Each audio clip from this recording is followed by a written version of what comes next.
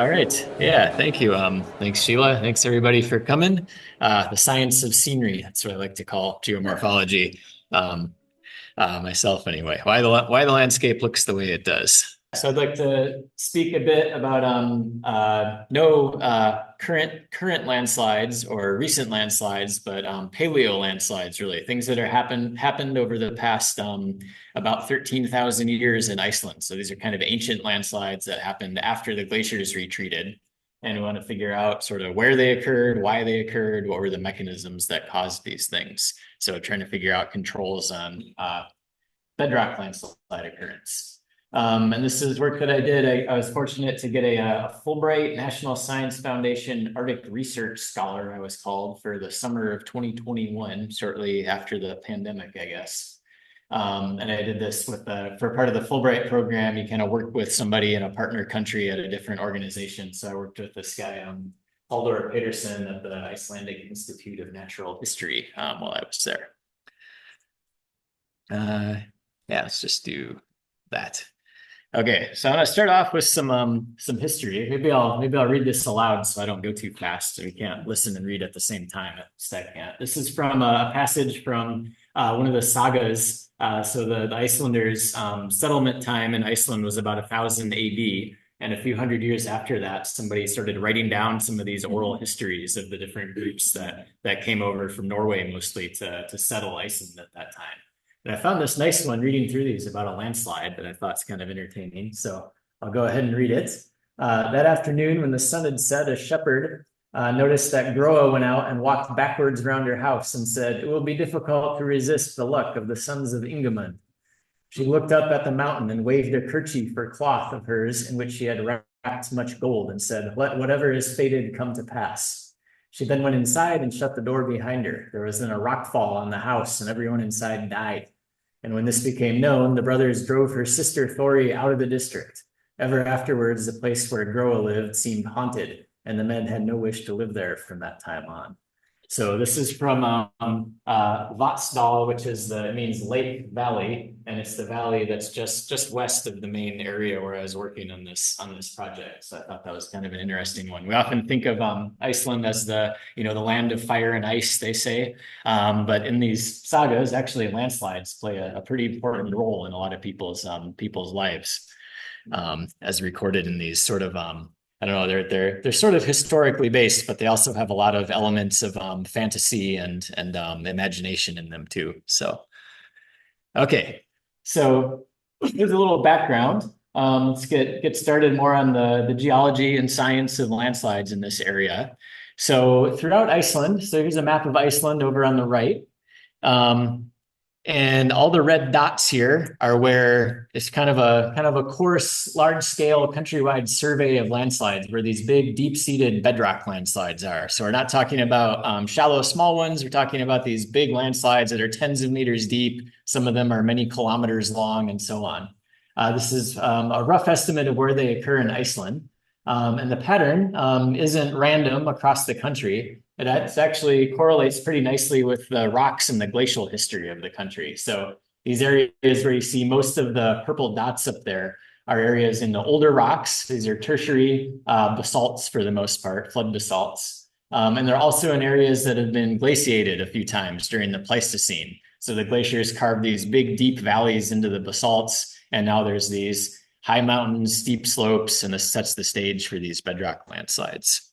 So this gives us a sense of kind of generally where they are, but there hasn't really been much systematic mapping in Iceland about like we do, Dogami does here. They have really specific systematic landslide mapping protocols that they do. Iceland hasn't really had that. And so exactly where these landslides are, how many of them there are, why they happened, hasn't really been worked out that well. Oops, jumping around a bit there.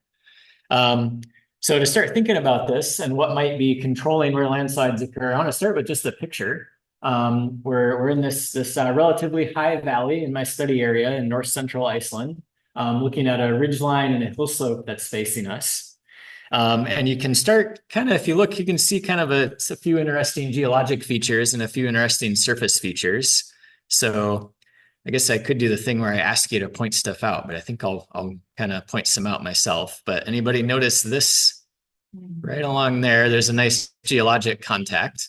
So the darker colored rocks are these really extensive flood basalts, but there are areas where there's more felsic and intermediate rocks. So these are places where there were ancient volcanic centers or main volcanoes that have since been eroded away by the glaciers to shape the topography. In the foreground on here, you probably see a lot of this lumpy, bumpy surface in the foreground. Those are all landslide deposits from giant landslides with scarps that were way up here where you see the rocks and then ran out across the valley bottom and deposited material all along here. You can see a farm down here with some buildings and such for scale, and there's a road that goes through. This is part of the ring road, the main highway that goes all the way around Iceland, it turns out. So there's a few of the things I noticed. I've got some annotations here that kind of highlight some of these things a little bit better. So you see a lot of big landslides all over the place. You can see those geologic contrasts up there. And this ridge line in particular is a little bit low to have permafrost, but the higher peaks in the distance are probably have permafrost and probably have had permafrost for most of the Holocene, most of the past 10 or 12,000 years probably. So it's give us some clues about what I'm going to be talking about. I think what rock structures, where they are and where they're located is exerting some control on where these landslides happen. And then where permafrost is the other main thing that seems to be controlling where they are. We don't see many landslides where there is permafrost, but we see a lot of landslides where they're near the permafrost, where it might be thawing over time. Yeah, did I see a hand? Yeah. The vertical line. Just under the vertical. Squares, the landslide. Right along here. Yeah. And you rarely see it. Yeah, so you're talking about like these features. Yeah, so I think that's a surficial erosion process, gullies. So where you have overland flow of water carves these steep kind of incised channels down there. And then that sort of the horizontal texture you're seeing, I think, is individual layers of those tertiary basalt flows, where parts of them are a little more resistant to erosion, parts are a little bit weaker, and they kind of form some of those steps. You can see a little bit of over here, the rock where it's exposed, the typical thicknesses of those layers have kind of highlighted some of the bedding that's been going on there. Yeah. And you say the layers are dipping away from the direction of the slide. Yeah, which is a little bit different than you might expect, right? So for people on Zoom, I'm not sure if you can hear, but the question or comment was that the layers of the basalt here seem to dip away from the direction the landslides are coming, which we often see a lot of landslides are called dip slope failures, where the bedding dips the same way as the slope, and that makes a good failure plane for a landslide. So I think at least here on this particular hill slope anyway, that doesn't seem to be the case. The layers are dipping the other way. There's a few landslides on the opposite side of this hill that we can't see, but not nearly as many as here. So what's going on? I think it has more to do with some of these other contacts that are here between the felsic rocks and the basaltic rocks and so on. But we'll start thinking about we'll zoom out again from this particular example and start looking broadly over the whole area, how those rock structures and things like that might play a role in determining where the landslides are. So let's see. I'd much rather have people ask questions as I'm going than me talk at you forever and not have time for questions at the end. So let's keep that going. So when did these occur? What processes triggered them? Those are the questions I was thinking about for this study. So somebody's on Zoom is asking, what is the elevation of the mountains? These are about, well, the relief here is about 600 meters from valley bottom to ridge top. And I think the ridge top is something like 800 or 900 meters elevation. So there's, the mountains in Iceland aren't, for the most part, they aren't super high, but they're just a lot of relief and they're really steep because they're close to sea level is nearby. You're never far from the ocean in these areas. And then permafrost in this area generally occurs at elevations that are like above 900 or 1,000 meters elevation. All right. So if we think about when these landslides might have occurred, I want to put up a few pretend graphs first and just think about it. So let's say we had a landscape like that was all covered by ice up until about 15,000 years ago. By 13,000 years ago, that ice had melted and had retreated there, and it exposed these slopes that were previously covered by the Icelandic ice sheet. So you can imagine what might happen. So I've got on my x-axis here, I've got time since deglaciation going towards the present. And then on my y-axis, I'm going to have landslide frequency. So you can probably think of some ideas about, well, how might landslide frequency change over time? Sort of the boring case would be maybe it's just been a steady rate of landsliding over time. You remove the ice, landslides just happen maybe they happen every 10 years or something like that, have some kind of recurrence interval to them. Instead, what we've often seen in previous studies is that there's sometimes a peak in landslide frequency right after the glaciers retreat. So in general, we might call that a glacial debuttressing effect. You remove the ice, changes the forces on the slope, and you can have more landslides. And then as the places fail that are easy to fail, you start having less and less locations available that are suitable for landslides. So the rate goes down over time. Other places, might imagine there could be a lag after deglaciation. So the glaciers leave, but the landslides don't happen right away. Maybe they're delayed by a few hundred years, a few thousand years, something like this. And then they decay away towards the present. This has been probably observed in places like the British Isles and some of those glaciated areas. The first model, this exhaustion one, we have a lot of landslides right after deglaciation. That one's based on parts of the Canadian Rockies is where people have seen that, we think. And then I've done some work on this myself with my research group, mostly in Western Washington, as well as Western Oregon. And what we've often seen instead is an apparent increase in landslide frequency with time over the Holocene kind of timescales. And we don't think it's a real increase. We think it's a preservation bias, really, where new landslides tend to happen at the same places as old landslides, and they cover them up, so we don't see the old ones as much anymore. So there's a few. You can think of other ones, I'm sure. You could draw pretty much any squiggly line you want on here and maybe make an argument for why it might happen. Maybe in some other places you have you have no landslides, except every so often there's a big earthquake that triggers a bunch of them, and that's all that triggers them. So, look at this mess of lines and imagine now I go out and I have some dates for a few landslides. How am I going to tell which one of these models best fits my data unless I have a whole bunch of data? So one of the important advances of this study that we've been working on is coming up with this way to approximately date hundreds to thousands of landslides in an area with some hope of trying to distinguish some of these trends. So I'll talk more about this in a minute, but a technique we're going to use is based on the surface roughness of the landslide, which we'll talk about some more in a minute. Okay, so a little bit again, we'll zoom out again with some of these a little bit more specific questions now. Here's another picture of one of these nice bedrock landslides.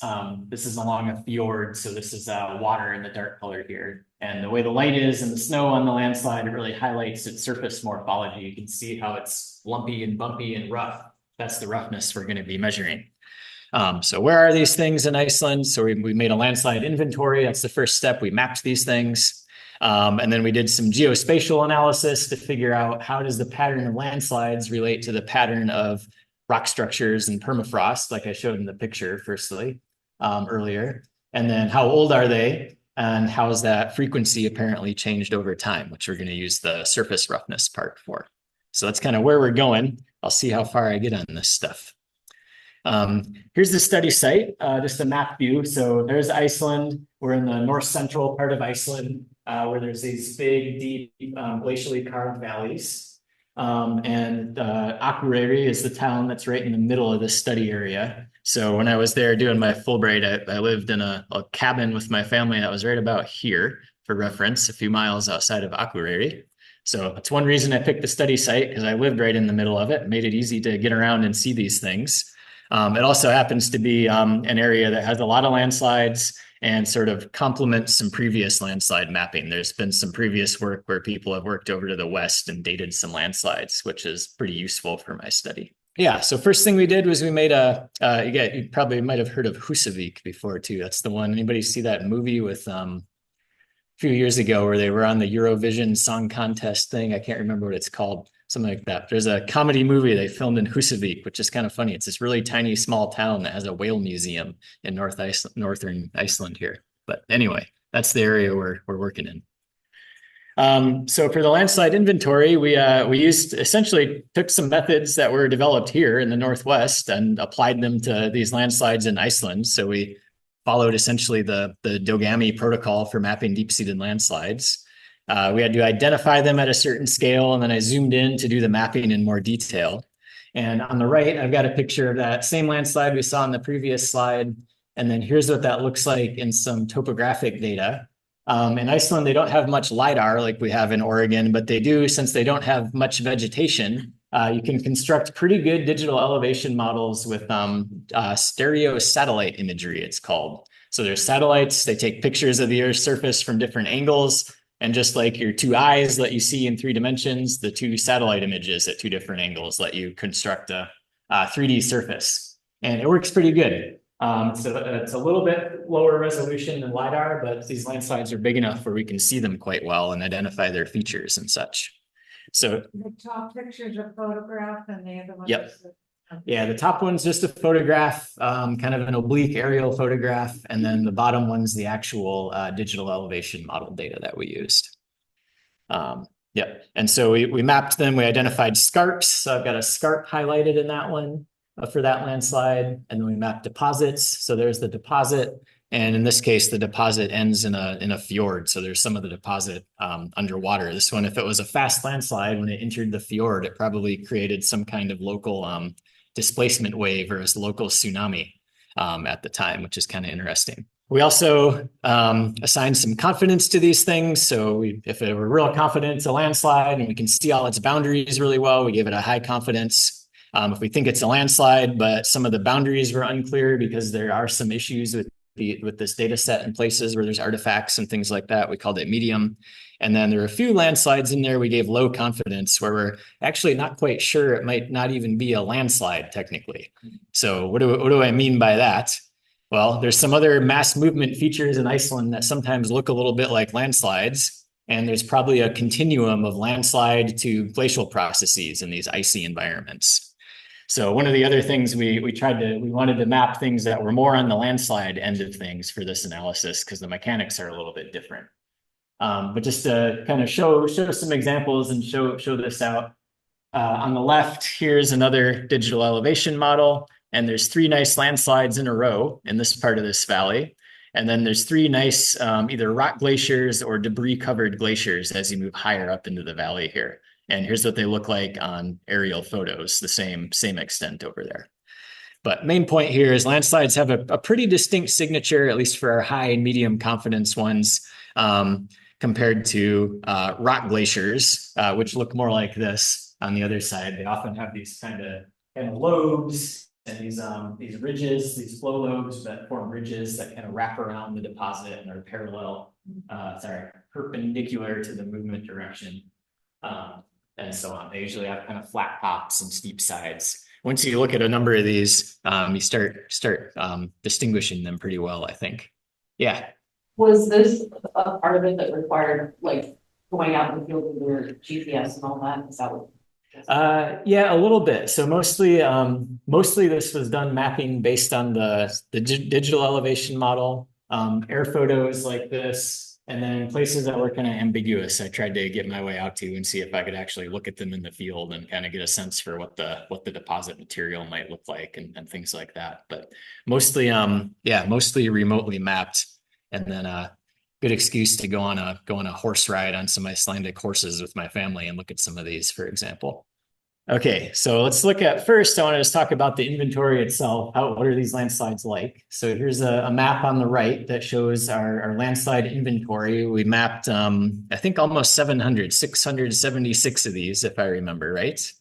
And a little zoom in. So this shows the overall distribution in the study area. And then just for a little bit closer up example of what it looks like, I zoomed in right here, which was an accessible valley where I could go hike around and things like that. Called Gleraudalir, which Icelandic word, Sheila was talking about this at dinner earlier, but a lot of Icelandic words, they're like these compounds of different natural features. So this one means glare is glass, ow, the A with the exclamation is said ow, and then dollar is the other one. So it's glass is the first one, river, and then valley. So this one has a lot of felsic rocks in its headwaters and some obsidian, and so the river has all this glass in it, which is kind of neat, I thought, when I learned that. But here's an example of what the inventory looks like. You can see a few landslides highlighted here, different sizes, different shapes, different confidences assigned to them. And just to point out what we were working with when I got there. One of my collaborators shared a map of landslides, and this is all it had in it. So, I talked to people there, and like all the geologists know that there's landslides all over the place, but nobody had really gone through and systematically mapped them in a kind of planned way. So hopefully just having the maps now is useful for understanding what's going on here. Okay, what else about these landslides? In the study area, they're about roughly 5% of the area is landslides in terms of the area, like in map view, looking down on the landscape. They have a size distribution that looks something like this, which is pretty typical for landslides, where you have kind of a medium high amount of small landslides. And then you have in the middle of the plot, you have a preferred landslide size that's kind of in the mid range. And then the distribution has this long tail of where very large landslides are relatively rare compared to moderately sized ones. So that's what this looks like. In terms of sizes, these are fairly big. Smallest ones we could see was mainly set by our mapping scale at about 6,000 square meters, and the biggest one was almost 10 million square meters. And when you add all that up and estimate some depths, and then within our study area, you get a total volume of about 13 cubic kilometers of material that's been moved by landslides since the ice retreated, which sounds pretty big. It's a big study area. If you take that and distribute it over the landscape, it's equivalent to a few millimeters of erosion if you were to distribute it across the whole landscape. So it's still a big number, but a pretty reasonable number, I think. And then the other thing, because the shape of this distribution, this is common with a lot of landslide size distributions, the few biggest landslides are overwhelmingly responsible for most of the movement of material. So just to kind of put a couple numbers on that, if you take just the half of the largest landslide, so above the median, the 50% of the biggest landslides, they're responsible for almost all of the volume of material that was mobilized. So it really depends on what the nature of the big landslides is like, how effectively they're modifying the topography over time. Okay, so I want to think next about clustering. So I rotated my figure so I could make it a little bit bigger. But the point here is just kind of to look at this for a minute, kind of squint your eyes. And when you do that, should start to become obvious that the landslides aren't just randomly distributed across the landscape, right? There's some places where there's a lot of landslides close together, like up in here, for example. And there's some areas like right next door that have a lot of steep slopes and big valleys and things like that, but almost no landslides. Another cluster over here where we get a lot of them, and so on. So some of this, there's lots of flat areas, like this is generally pretty flat, so we don't expect landslides there. But even areas that are steep that could theoretically have landslides, some of them don't, and some of them have a whole bunch. So what is going on? What's going on with this clustering?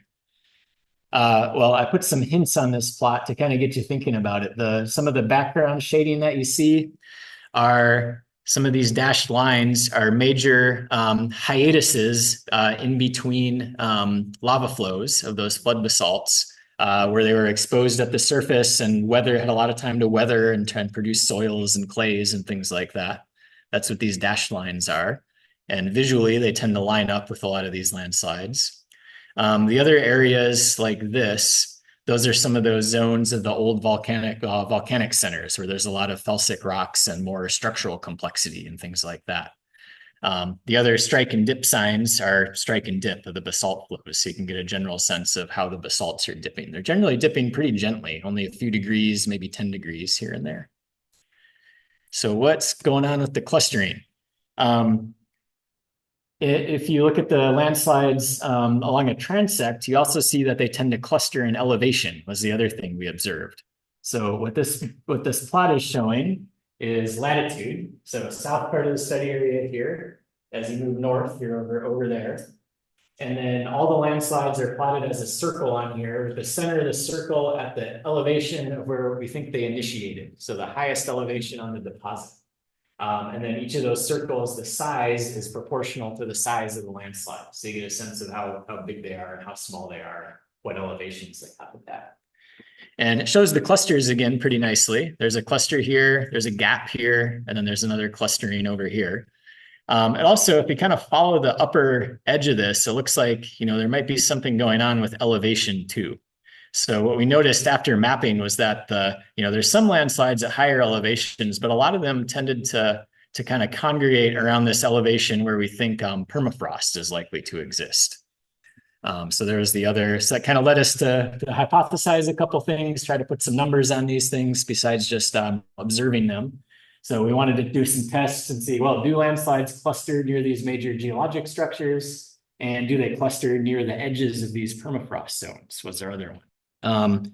So we tested that using a technique called frequency ratio analysis. Here's this picture again to get you thinking about, there's permafrost, there's some geologic structural complexity and so on. We use this thing called frequency ratio analysis, which is just a way to measure our landslides over or underrepresented in certain parts of the landscape with different characteristics.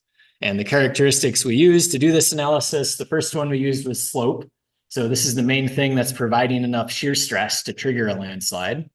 And then we divided up the landscape based on how close every point in the landscape is to a major geologic structure, because those things can affect groundwater flow. They can be planes of weakness for landslides. And then we looked at how close are these landslides to predicted permafrost zones. So the only thing you really need to remember about all this is when the frequency ratio is bigger than 1, it means that landslides are overrepresented. There's more than you would expect in that part of the topography. And if this frequency ratio value is less than 1, it tells you they're underrepresented. There's less than you would expect than if they were just occurring randomly across the landscape. So here's a little more serious plot about all this. So I'll walk you through this one too. And I've got more at the top that I'll turn on in just a minute here. But the way to read this is that I keep walking to point. I like to point in real life, and I'm trying to remember to use my mouse for the Zoom people too. So the way to read these, I divided the landscapes up as headscarps, only deposits, and then entire landslides, headscarps and deposits together. And the colors on this plot are those frequency ratios. So if we're looking for places that are where landslides are overrepresented, we're looking at the red to black part of the color scale on here. Each of these plots, we've got bins of slope along the x-axis, and then we've got distance to structure here along the y-axis in this geometric scale. It doubles every time. So if we look at where the red and black squares are in here, it tells us where landslides tend to occur in the topography. So this is telling us that landslide headscarps tend to happen at something like 20 to 40 degree slopes. And they tend to happen within a few tens, hundreds, maybe a couple kilometers away from those rock structures, but not as much as you go farther away or at lower slopes, for example. Similar thing for deposits. The deposits tend to happen at a little bit lower slopes, which you'd expect, more like 10 to 30 degrees. And they also tend to be clustered relatively close to structures. The entire landslides part over here is just a combination of these two things. So it looks a lot like deposits because deposits are usually a lot bigger than headscarps. Okay, so this is supporting our hypothesis that landslides tend to happen near those areas of structural complexity. And there's what I just said in writing. And the other part up top, which I think is a little more interesting and a little easier to interpret, is the permafrost thing. So what we did here is look at what elevation the landslide's at on the y-axis relative to where permafrost should be. So if one of those squares is above the black line, that's above the permafrost, that's in the permafrost zone. If it's below the black line, it's below the permafrost zone or outside of that permafrost zone. And so here, I think there's a really nice clustering of headscarps tend to happen right around the border of permafrost or just below it.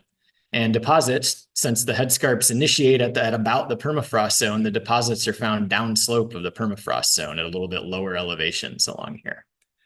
So it seems like those data are supporting both those hypotheses that we tried to investigate here. So one thing interesting as a little bit of a side note, I guess, but about the frequency ratios is that you can map out those values back onto the landscape where they occur, and it makes essentially a landslide susceptibility map or a landslide hazard map. So one way to interpret those is as landslide hazard. So here's when we map out those frequency ratios back into the landscape. So here are the areas that have high landslide susceptibility, should be in the orange to red colors. and they line up pretty well with where existing landslides are, as they should, because that's the data we use to do this in the first place. And then in the other view over here, I take the landslides away and show the permafrost and the structural features that we looked at. So these gray areas that are hashed in are the permafrost zones, and then the linear features are some of these major geologic structures like edifices of old volcanoes that have been eroded away, and these major contacts between the different basalt flows and so on. So we think we got a pretty good case out of this based on just the spatial pattern in the landslides, kind of why they're happening where they're happening. And what about when they're happening is the next part. I'm going to skip that one quick to make sure I've got time for the rest of this. So let's move on to timing then. So for timing, I mentioned earlier that we want to use landslide roughness as a proxy, a way to estimate their age. And so the basic idea of this is that you start with a fresh landslide. It looks really sharp. It's got a lot of crisp edges. It's very rough. And then over time, schematically, that landslide is going to smooth out as other erosional processes reshape its surface. And eventually it kind of blends into the background again. So if we can just measure that roughness, we should be able to predict sort of roughly at least how old a landslide is based on how smooth it is. So what is roughness? In this case, we use this kind of fun math thing called a wavelet, called a Marr or Ricker wavelet. But the basic idea, all it is it's a bump. You have a bump and you calculate how well does that bump match the landscape everywhere. And if it matches really well, it's rough. If it doesn't match very well, it's smooth. So we do that. We get a map of roughness. We got to pay a bit of attention to getting rid of some artifacts in the DEM, and we try to eliminate things like roads, human built environment kind of stuff, skews the values a little bit. So we end up with a landslide, original landslide map that gets cropped down to just a deposit, and it has some of these other features excluded with buffers and that kind of thing. And then we can calculate the average roughness of each deposit, and that gives us a proxy for how old the landslide is. So in this case, the blue landslide would be the old one, the big one. And then this one's a little more rough. And in fact, it does actually cross-cut that landslide deposit. So we know that it has to be younger, and it shows up in the roughness as well. And then the smaller one over here reactivated an older one in blue, but we know that that yellow one is probably even younger yet. So that's kind of how this roughness, this stuff works. The other part, we need to know age. We need to know some actual ages. If we're just looking at roughness, all we're talking about is relative age. But if we can calibrate it with some actual numeric ages, we can start saying something about real timing in real time. So for this one, I didn't do any new dating myself when I was there, because thankfully there was a really nice data set of 16 or 17 landslides that had been already dated a few years before in my study area. But it's kind of neat how they date landslides in Iceland. So I wanted to show this example. What you do is you find a nice closed depression on a landslide deposit where there's been sediment accumulating after the landslide happened, and you dig pits in there, and you look at what the stratigraphy looks like in your pit. And so in Iceland, they've got a lot of tephras. They've got a ton of volcanic activity. So there's all these well-known tephras that you can identify pretty easily. And then they've also got, so here's on the bottom, just an example from one of these pits from this Mercier et al. Study from a while ago. And then you also might find some organic material. There's not a ton of vegetation in Iceland, but there are small birch forests, and at different times it's had different vegetation and so on. So you can radiocarbon date some of those layers. And when you get back to the bottommost part of your pit, where you encounter fresh landslide material again, gives you a reasonable estimate of how old the landslide is. So those are the dates that we used. Yeah, question. In my career, I made soil maps, and I'm trying to figure out how you dig that hole and keep it dewatered and like kind of where on the landscape. Yeah. So I guess, yeah. Yes, thank you. Yeah. So the question for people on Zoom was about how when you dig these pits, if you're near water like this, how do you keep the pits dewatered and actually see the soil that's there essentially? So I think it probably, you'd want to do this a little bit away from the water.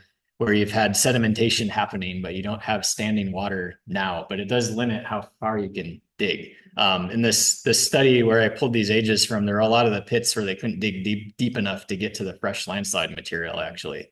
So they ended up only getting a, I guess that would give you a, when I'm on the spot, I always mix up minimum and maximum ages, but gives you a minimum age for the landslide, I think, because it could be older if you could dig down and sample more material from deeper.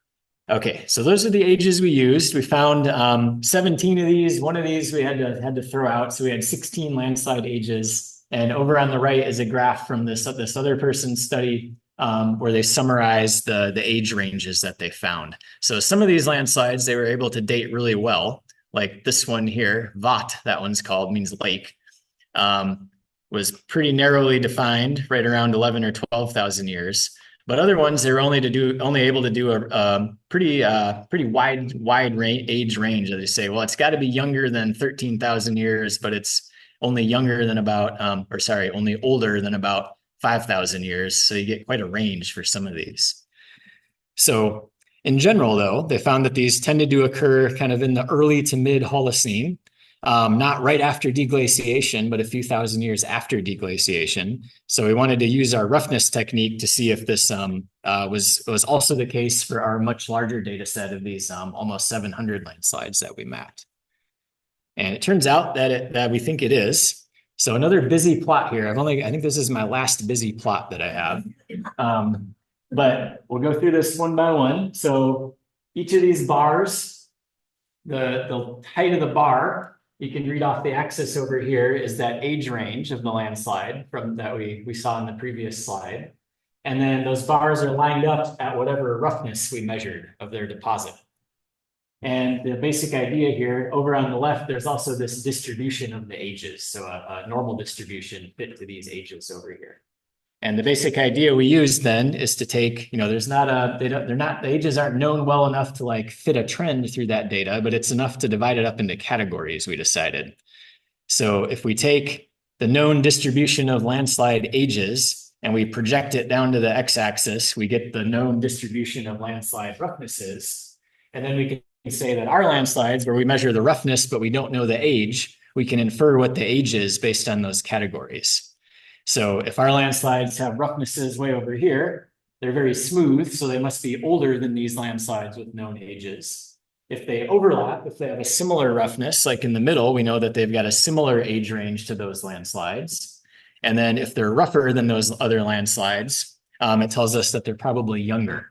And the way it worked out in this area with the known dates and the roughnesses and such is that most of these landslides, we can say almost about 90% of them are somewhere around 12 and a half to a little more than 8,000 years old.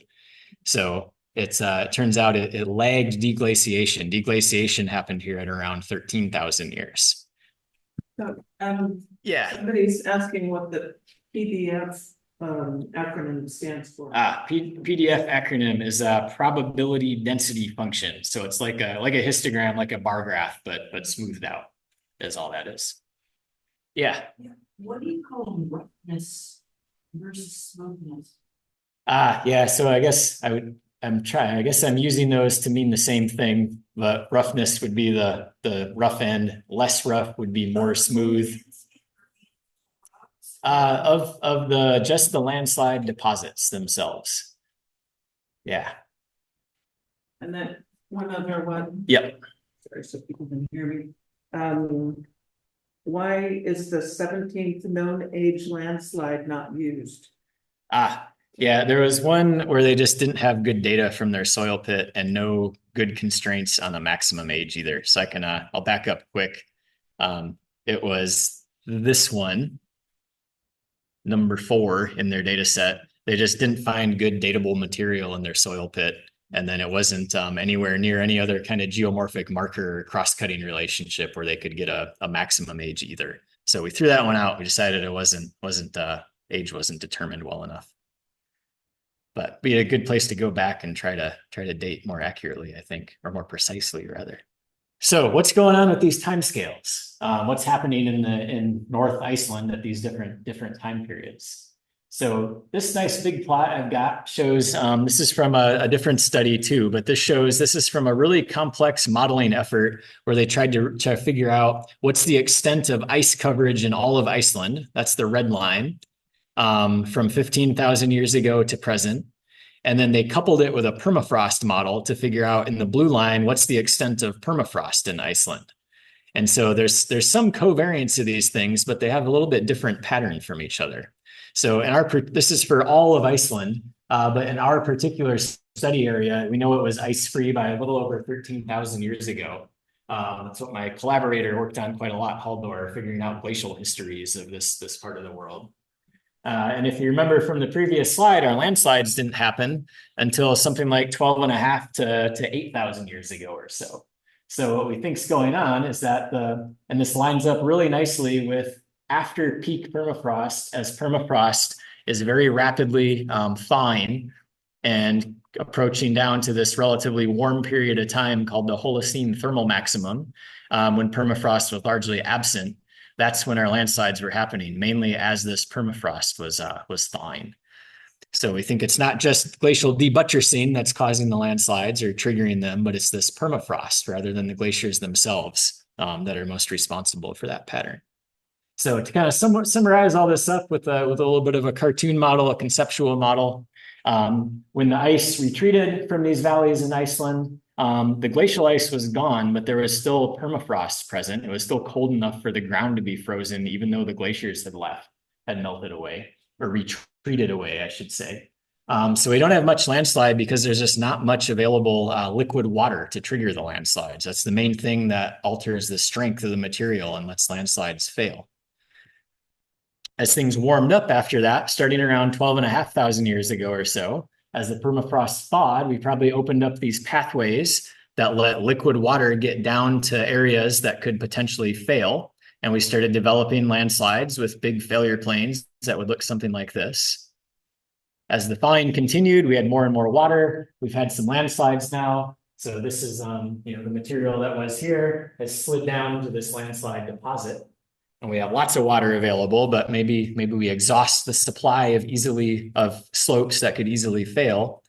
And then later in the Holocene, after that thermal maximum period, things got cold again, and now we have permafrost again from about 7,000 years ago until the present. So that probably slowed the rate of landsliding down again, where you might have a few landslides here and there, maybe some reactivations of existing slides, but that peak landslide rate was really happening earlier in the Holocene. So what does that mean? Permafrost, although permafrost has been pretty stable over the past, say, 7,000 years, that's not necessarily true at present, right, with climate change. So recently, we're losing a lot of permafrost in Arctic environments, including Iceland. And they've already, in Iceland in recent years, seen several large landslides that have been attributed to permafrost thawing. So this is a huge block. It's called a mallard. Is what we call these, or a hummock once it melts and forms a bump in the landslide deposit. This is all in regolith. So it's all in loose materials, not bedrock like the landslides I was looking at. But I think something like this probably could happen too for bedrock if we keep losing permafrost in these environments. Couple ones in regolith already, not any observed in bedrock yet. Okay. So I think I want to end there with the science stuff of the talk. I do have a couple extra just pictures at the end if people want to see some of those. I think I've got a little bit of time, but yeah, okay. So main studies, we mapped a whole bunch, or main conclusions, we mapped a whole bunch of landslides, newly identified mapped landslides in Iceland, 13 cubic kilometers of them in this area. We found out that they are probably influenced by geologic structures and permafrost. And the timing supports the idea that permafrost thaw was a major trigger of these landslides during the warmest part of the time since deglaciation in this area. And in the future, if we keep losing permafrost, we're going to get back towards more like conditions were like in the early and mid Holocene when these other bedrock landslides are happening. So we might see a rejuvenated risk of bedrock landslides in this area if we keep losing permafrost. Okay. Quick one. Yeah. I saw a video filmed in Norway about a guy digging a new barn foundation, and he dumped all of the diggings along the edge of the road. And within a day or so, it had the quick mud had activated the other muds in the area and then eroded, I think it was 30 meters, taking out dams, you saw farms moving down the hill. And I wondered if that's a problem in Iceland. The amount of water. Yeah, not as much that I know of. Yeah, so the question was about quick mud landslides. So there's this, I guess I should summarize. It's a really interesting type of landslide. It's you often see these in areas that where sediments have been deposited under seawater, so they contain a lot of salt, and then isostatic rebound elevates those deposits above the seawater, and then as the freshwater flushes through there over time, it dissolves the salt, and eventually. Especially if you disturb it, like by putting an extra load on it from somewhere else, you have these things that fail and they just become very, very weak as soon as they collapse, and they can be transported on really, really low slopes. So weight compression more than water seepage into the. Yeah, the water plays a role definitely in removing the salt. And when you load the material, you squeeze the pore space and it increases the pore pressure in the water, and that really weakens the material too. Yeah, so those, they occur in a lot of these sort of northern latitudes, formerly glaciated areas, but I don't know of many actually in Iceland. There's kind of blue clay that flows along the beach, and my relatives, when I woke up, because I heard some bumping sounds in the house, I think the back door had opened and the mud had just flowed down through the house and out the front door. Yeah. Oh, geez. Yeah. Okay. Okay. It's a similar situation. Yeah. Yeah. Well, I'm glad they were safe and didn't damage the house too much, I suppose. But yeah. So that one was a comment for people on Zoom about the landslide on Vashon Island, I think you said, up in Western Washington. Yeah. Yeah. Yeah. It's interesting how sometimes, something that's mechanically a solid, when you add water to it and start to deform it, it can effectively turn into a fluid temporarily, and it can really, really travel long distances. Landslide. How fast is a landslide? Is there a variation in how fast they go? How long do they last? Yeah. So the question was how fast and how long lived are landslides? The huge range. There's some landslides that move like centimeters a year, and they do that for centuries or millennia without failing catastrophically at any point. There's other ones that'll go, rapidly down a steep mountainside at hundreds of miles an hour, and they'll be triggered and done in the matter of minutes. So there's the whole range and everything in between too. Yeah.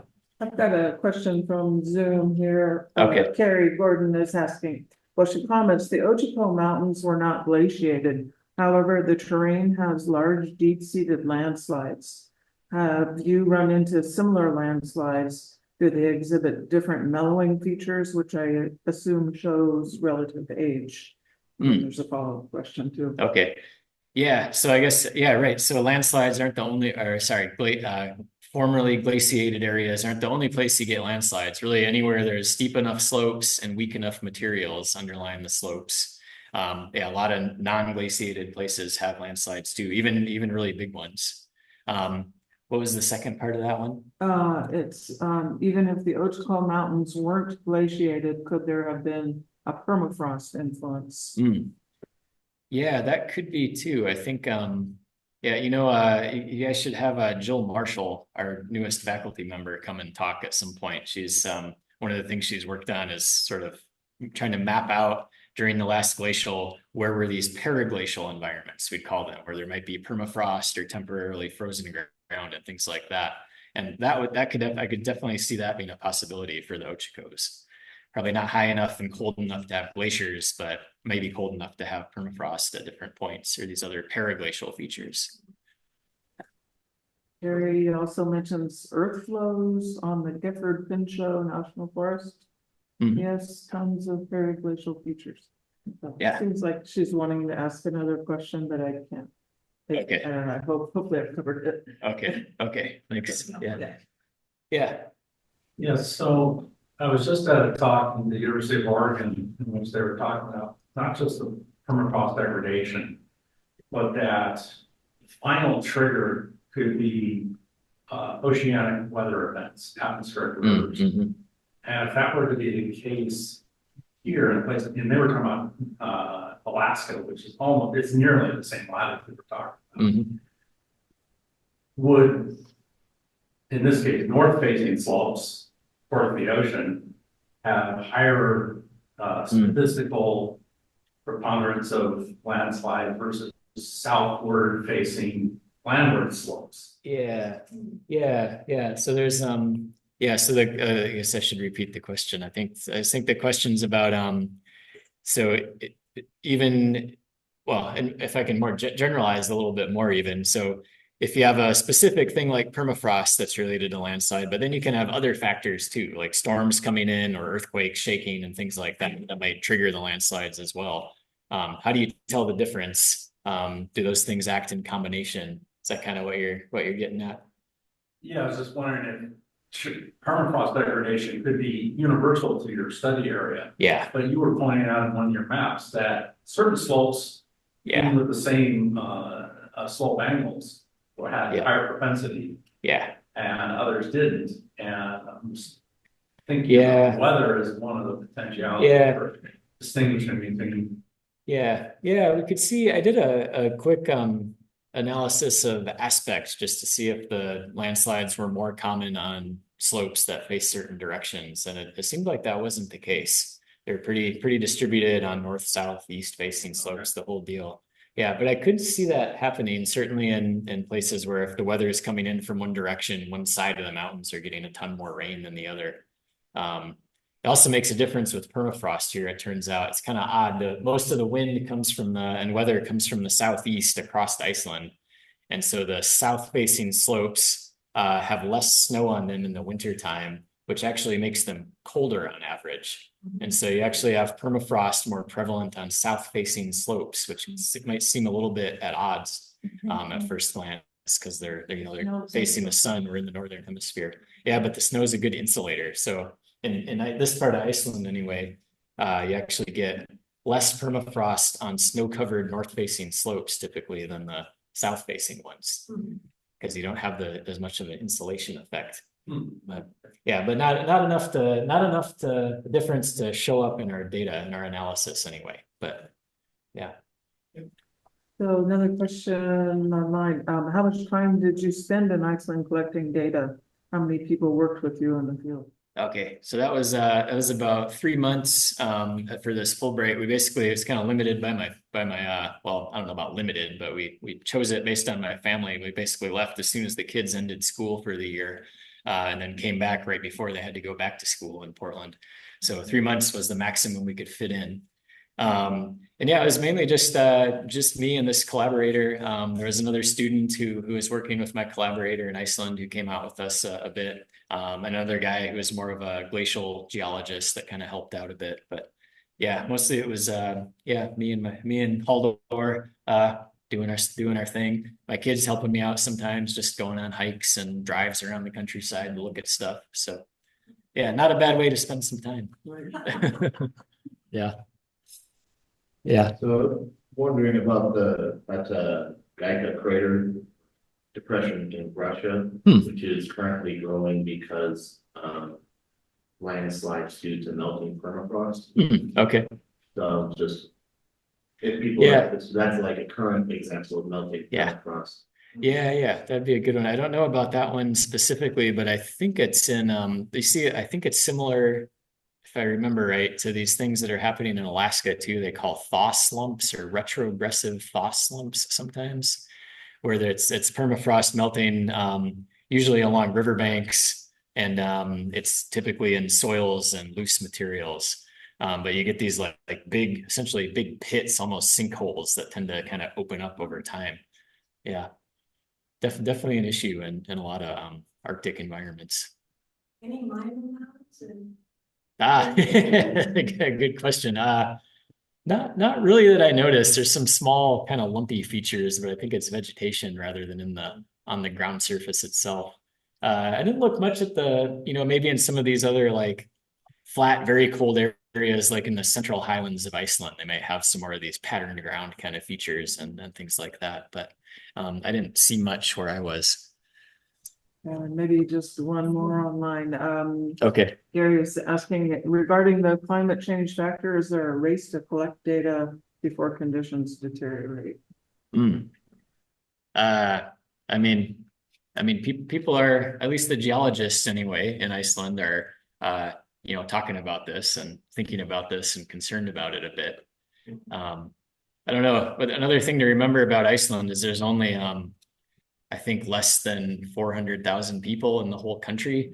They got a pretty small geologic survey, pretty good one, but they're kind of limited, I think, in people that work on this stuff sometimes.